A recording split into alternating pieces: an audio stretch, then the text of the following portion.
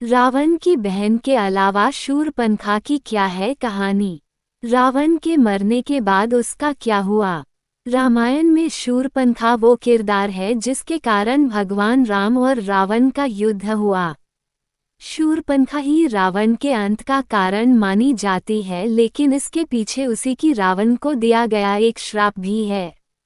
शूरपणखा से जुड़ी कई ऐसी बातें हैं जिसके बारे में लोग बेहद कम जानते हैं, जैसे कि शूरपणखा का विवाह किससे हुआ था, उसने रावण को श्राप क्यों दिया था और वनवास में वो माता सीता से मिलाने क्यों गई थी। तो चलिए जानते हैं। ज्यादातर लोग शूरपणखा को केवल रावण की बहन के तौर पर जानते हैं, जिसके अपमान का बदला लेने के लिए रावण ने माता सीता का हरण किया था और जिसके परिणामस्वरूप उसका भगवान राम के हाथों वध हुआ। लेकिन शूरपणखा की भूमिका इससे कहीं अधिक है। शूरपणखा ऋषि विश्रवा और कैकसी की बेटी थी।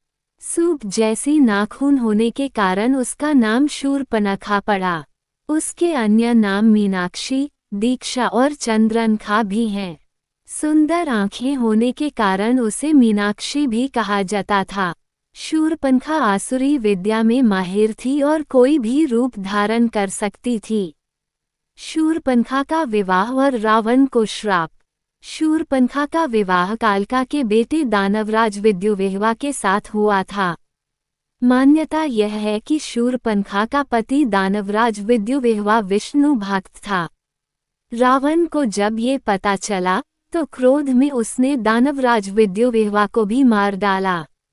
अपने पति की मृत्यु से शूरपणखा तिलमिला उठी थी। उसने रावण को श्राप दिया था कि मेरे ही कारण तेरा सर्वनाश हो जाएगा।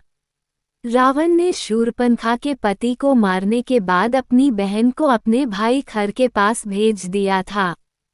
खर दंडकारण्य में रहता था। इसी दंडकारण्य में श्रीराम वनवास काट रहे थे। जब शूरपणखा ने प्रभु राम को देखा तो उन पर मोहित हो गई और श्रीराम से विवाह की इच्छा जताई। राम ने खुद को विवाहित बता दिया तो वो लक्ष्मण के पास गई। लक्ष्मण ने न केवल उसके प्रस्ताव को ठुकरा दिया बल्कि शूरपणखा की नाक भी काट दी।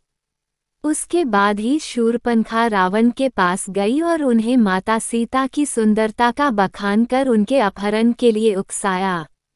जब वनवास में सीता से मिलने पहुंची शूरपणखा, एक कथा के अनुसार जब भगवान श्री राम ने एक धोबी द्वारा माता सीता के चरित्र पर आरोप लगाने के बाद माता सीता को त्याग दिया था और जब माता सीता ऋषि वाल्मीकि के आश्रम में रहने लगी थी तो इस दौरान शूरपणखा को माता सीता के वनवास का पता चला था और वो उनसे मिलने आई थी। शूरपणखा ने इस मुलाकात में माता सीता को भड़काने का प्रयास किया। उसने माता सीता को कहा कि जो अपमान तुम्हारे पति और देवर ने मेरा किया था, तुम्हें उसी की सजा मिल रही है। शूरपणखा से कुछ कहने के बजाय सीता मुस्कुराई और उसे कुछ ताजे जामुन दिए। सीता ने शूरपणखा से कहा कि ये जामुन मंदोदरी के बगीचे के जामुनों के समान मीठे हैं। सीता को अपने उपहास से विचलित न होते देख शूरपणखा असमंजस में पड़ गई थी। इस पर माता सीता ने कहा कि शूरपणखा को चेताया कि उसके इस प्रतिशोध की आग में रावण पहले ही नष्ट हो चुका है। सीता ने शूरपणखा से कहा कि उसे बिना शर्त प्यार करना सीखना चाहिए। शूरपणखा क्रोधित हो गई और अपने अपमान के लिए न्याय की मांग की। इस पर माता सीता ने चेताया कि उसके जिद का पहले ही क्या परिणाम हो चुका है और अब वो यही हरकत फिर से ना करे। सीता ने उसे अतीत को भूलकर आगे बढ़ने की सलाह दी। माता सीता की इस बात से शूरपणखा को बड़ी आत्मग्लानि हुई। शूरपणखा का अंत रामायण में शूरपणखा के अंत का उल्लेख नहीं मिलता है, लेकिन पौराणिक कथाओं से कुछ जवाब अवश्य मिलते हैं। कहते हैं कि रावण की मौत के बाद शूरपणखा विभीषण के साथ लंका में ही रह गई थी। कुछ कहानियों के अनुसार वह तपस्या करने चली गई थी। कुछ सालों के बाद शूर्पणखा और उसकी सौतेली बहन कुंभिनी समुद्र के किनारे मृत अवस्था में पाई गई थी। शूर्पणखा का पूर्व जन्म, कहते हैं कि पूर्व जन्म में शूर्पणखा इंद्रलोक की नयनतारा नामक अप्सरा थी। उस समय पृथ्वी पर एक वज्रा नामक एक ऋषि घोर तपस्या कर रहे थे। तब नयनतारा पर प्रसन्न होने के कारण ऋषि की तपस्या भंग करने हेतु इंद्र ने इसे ही पृथ्वी पर भेजा, परंतु वज्रा ऋषि की तपस्या भंग होने पर उन्होंने इसे राक्षसी होने का शाप दे दिया। ऋषि से क्षमा याचना करने पर वज्रा ऋषि ने उससे कहा कि राक्षस जन्म में ही तुझे प्रभु के दर्शन होंगे।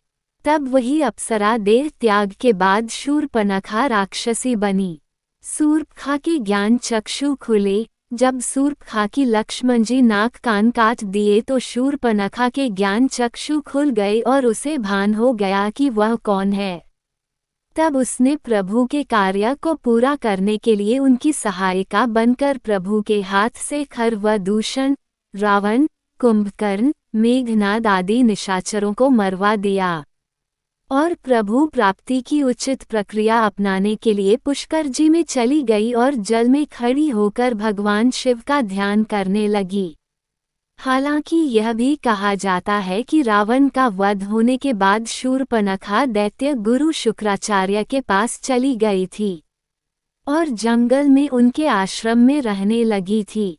श्री कृष्ण की पत्नी ऐसी किंवदंती है कि शिव आराधना के बाद भगवान शिव ने शूर्पणखा को दर्शन देकर वर प्रदान किया कि 28वें द्वापर युग में जब श्री राम कृष्ण अवतार लेंगे तब कुब्जा के रूप में तुम्हें कृष्ण से पति सुख की प्राप्ति होगी।